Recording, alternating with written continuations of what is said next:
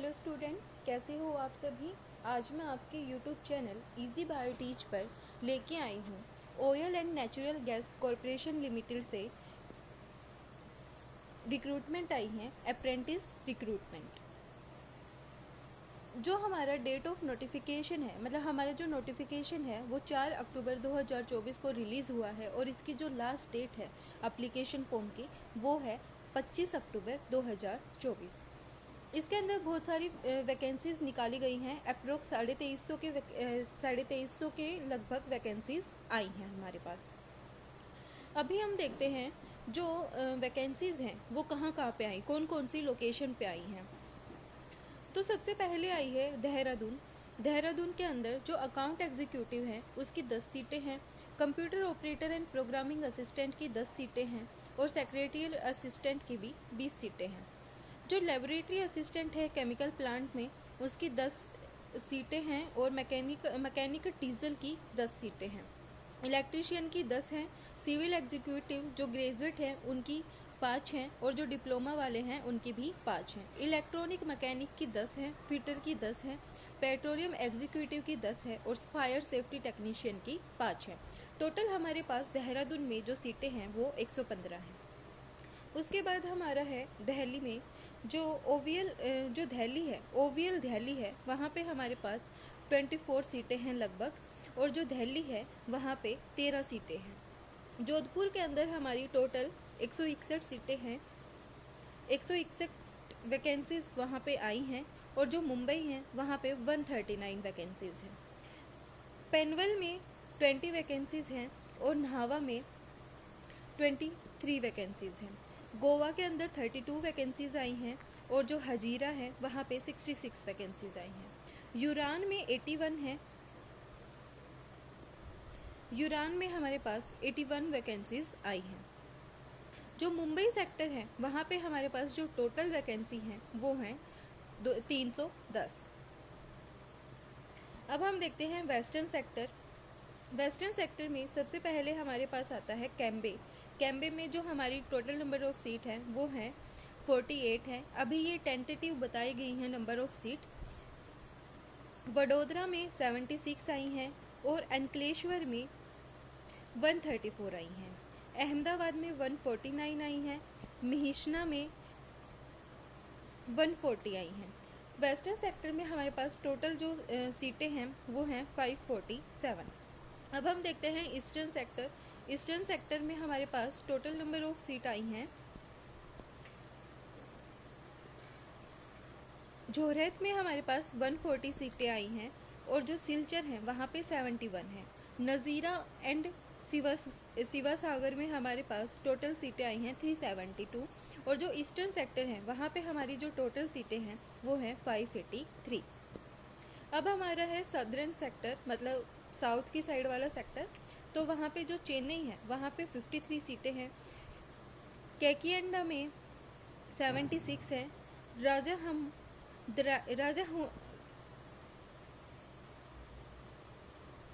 राजा हमुंद्री में 53 हैं और कैरिकल में 153 हैं। टोटल हमारा जो सदर्न सेक्टर है वहाँ पे 335 सीटें आई हैं। अब हमारा सेंट्रल सेक्टर, अगरतला में जो वैकेंसीज़ हैं वो हैं 190। कोलकाता में 32 आई हैं। बोकारो में आई हैं 27। तो जो सेंट्रल सेक्टर है वहाँ पे हमारी टोटल वैकेंसीज़ हैं 249। ग्रैंड टोटल जो हमारी टोटल वैकेंसीज सभी जो रीजन की हैं वो हैं 2236।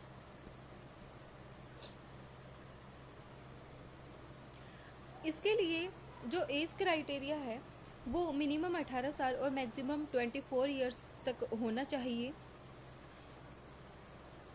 वही कैंडिडेट अप्लाई कर सकते हैं जिनकी डेट ऑफ बर्थ 25/10/2000 से लेके 25/10/2006 तक है।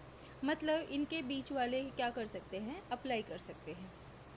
2006 के बाद वाले इसमें अप्लाई नहीं कर सकते और जो 1900 वाले हैं वो भी इसमें अप्लाई नहीं कर सकते। अब जो अपर एज है, मतलब जो रिलैक्सेशन है, SC/ST कैंडिडेट के लिए 5 साल का रिलैक्सेशन है और OBC कैंडिडेट के लिए 3 साल का रिलैक्सेशन है। जो कैंडिडेट बिलोंग करते हैं PWD कैटेगरी से उनके लिए 10 साल का रिलैक्सेशन दिया गया है। Up to 15 years for SC/ST and up to 13 year for OBC non creamy layer candidate. अब हम देखते हैं क्वालिफिकेशन और एलिजिबिलिटी क्राइटेरिया। सबसे पहले हम लाइब्रेरी असिस्टेंट की क्वालिफिकेशन देखते हैं। उसके अंदर जो हमारा 10th क्लास है वो पास होना चाहिए। फ्रंट ऑफिस असिस्टेंट के लिए 12th क्लास मांगी गई है। और computer operator and programming assistant के लिए क्या मांगा गया है, ITI का डिप्लोमा मांगा गया है। मतलब जो ITI है वो इस रिलेटेड ट्रेड में होनी चाहिए। ड्रॉट्समैन सिविल के लिए भी ITI का डिप्लोमा या मांगा गया है। इसमें इलेक्ट्रीशियन में भी ITI इन इलेक्ट्रीशियन ट्रेड, मतलब जो ITI है वो इलेक्ट्रीशियन के ट्रेड से ही होना चाहिए। इलेक्ट्रॉनिक मैकेनिक में जो ITI है वो इलेक्ट्रॉनिक मैकेनिक के अंदर होनी चाहिए। और फिटर में ITI इन फिटर। इंस्ट्रूमेंट मैकेनिक के लिए इंस्ट्रूमेंट मैकेनिक से ITI की होनी चाहिए। Fire safety technician oil and gas, इसमें क्या होनी चाहिए, ITI हमारे पास होनी चाहिए। मैकेनिस्ट के लिए भी जो ITI है वो होनी चाहिए हमारे पास। और mechanic repair maintenance of vehicle, इनमें भी क्या होनी चाहिए, ITI होनी चाहिए हमारे पास। मेडिकल लेबोरेटरी टेक्नीशियन, मतलब जो MLT कार्डियोलॉजिस्ट हैं उनके पास ITI होनी चाहिए MLT के अंदर। मेडिकल लेबोरेटरी टेक्नीशियन पैथोलॉजी, जो ITI है वो मेडिकल लेबोरेटरी टेक्नीशियन पैथोलॉजी के अंदर होनी चाहिए। जो MLT है रेडियोलॉजी की, वो ITI है वो रेडियोलॉजी के अंदर ही होनी चाहिए। Mechanical refrigeration and air conditioner, trade certificate in mechanical refrigeration and air conditioning. Stenography English, जो ITI है वो स्टेनोग्राफी इंग्लिश ट्रेड में होनी चाहिए। सर्वेयर ITI है वो सर्वेयर के ट्रेड में होनी चाहिए। बेल्डर, यहाँ पे हमारे पास जो बेल्डर है उसके ट्रेड में ITI होनी चाहिए।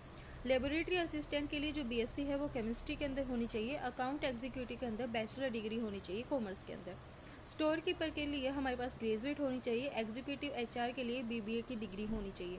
सेक्रेटरियल असिस्टेंट के लिए ग्रेजुएट होनी चाहिए। और फायर डाटा एंट्री ऑपरेटर के लिए भी हमारे पास ग्रेजुएट होनी चाहिए। फायर सेफ्टी एग्जीक्यूटिव के लिए BTech और BSc होनी चाहिए। और जो इलेक्ट्रिकल एग्जीक्यूटिव है, मतलब जो ये ग्रेजुएट और डिप्लोमा वाले हैं, जो ये ग्रेजुएट वाले हैं, जैसे कि electrical executive, civil executive, electronic executive, instrumental executive, mechanical executive, इसके लिए हमारे पास क्या होनी चाहिए, डिग्री होनी चाहिए रिलेटिव डिसिप्लिन में। नेक्स्ट हमारे पास जो कंप्यूटर साइंस एग्जीक्यूटिव डिप्लोमा है, इलेक्ट्रॉनिक टेलीकम्युनिकेशन एग्जीक्यूटिव डिप्लोमा है।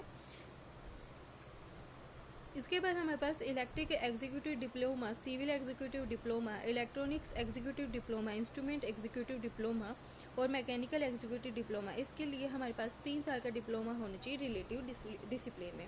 पेट्रोलियम एग्जीक्यूटिव के लिए ग्रेजुएट होनी चाहिए जियोलॉजी में as one of the subject, मतलब ग्रेजुएट में हमारे पास क्या होनी चाहिए, ग्रेजुएशन में हमारे पास जियोलॉजी होना चाहिए एक सब्जेक्ट। ये नोटिफिकेशन, ऑफिशियल नोटिफिकेशन मैं मेरे टेलीग्राम चैनल पे डाल दूँगी, वहाँ से आप अच्छे से रीड कर सकते हो। उसके बाद हम देखते हैं जो कैंडिडेट हैं, जैसे कि हमने देखा वो 5 अक्टूबर से लेके 25 अक्टूबर तक ही अप्लाई कर सकते हैं एप्लीकेशन फॉर्म को। और जो कैंडिडेट अप्लाई करते हैं ट्रेड्स के लिए, जो सीरियल नंबर 1 से लेके 19 तक दिए गए हैं, उनको इस जो ईमेल है इसके ऊपर क्या करना है, अप्लाई करना है। और 20 से लेके 40 तक उन कैंडिडेट्स को इसके ऊपर अप्लाई करना है। कैंडिडेट्स को एडवाइस किया जाता है कि वो रेगुलरली क्या करें, विजिट करें वेबसाइट और पोर्टल को। उसके बाद हमारे पास दिया गया है स्टाइफंड। जो ग्रेजुएट अप्रेंटिस हैं उनके लिए क्वालिफिकेशन है BA BSc BCom, BA BSc BCom BBA BE BTech। उनके लिए जो स्टाइफंड है वो 9,000 रुपये पर मंथ है। 3 year diploma respective discipline in engineering, उनके लिए 8,050 रुपये हैं। और ट्रेड अप्रेंटिस, उनके लिए क्वालिफिकेशन 10th और 12th है, उनके लिए 7,000 रुपये हैं। जो ट्रेड अप्रेंटिस है जिनके पास ITI है ट्रेड मतलब 1 ड्यूरेशन की, उनके लिए 7,700 रुपये है। और trade apprentice ITI trade off 2 year duration, उनके लिए 8,050 रुपये है। जो हमारा अप्रेंटिस का जो ड्यूरेशन है ट्रेनिंग का वो है 12 मंथ, मतलब 1 साल तक।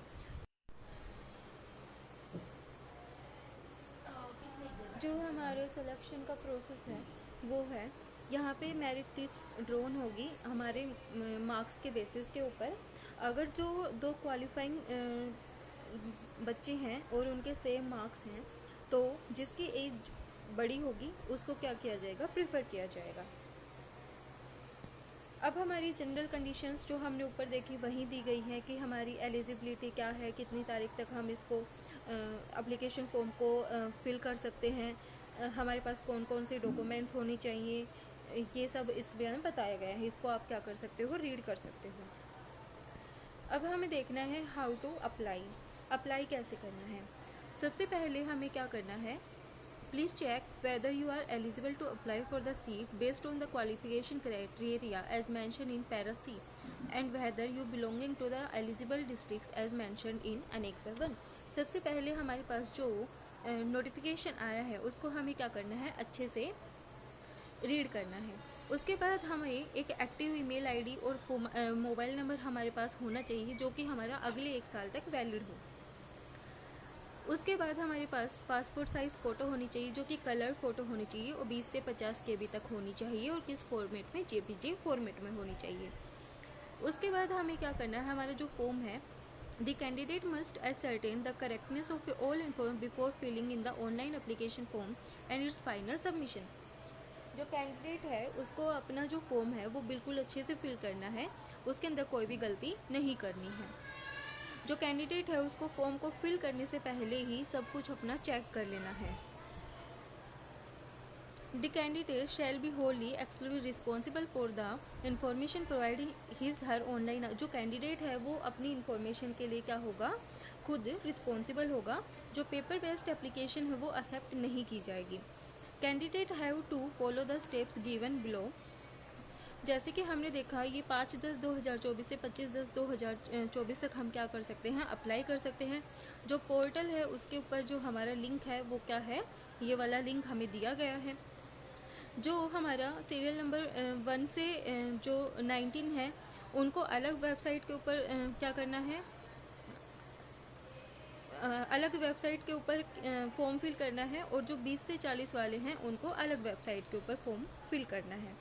उसके बाद सिलेक्शन एंड ज्वाइनिंग। जो सेलेक्टेड कैंडिडेट हैं उनको will be intimate through their registered mail ID. उनको क्या किया जाएगा, मेल आईडी के थ्रू ही इन्फॉर्म किया जाएगा।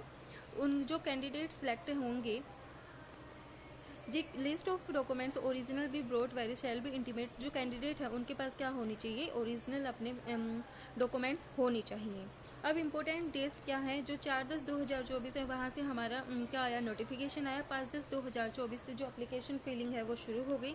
लास्ट डेट है वो है 25/10/2024 और रिज़ल्ट जो हमारा डिक्लेयर होगा वो है 15/11/2024। वीडियो पसंद आए तो लाइक शेयर एंड सब्सक्राइब जरूर करना। ये हमारा ONG से रिलेटेड वीडियो थी जिसके अंदर हमने अप्रेंटिस से रिलेटेड बात की।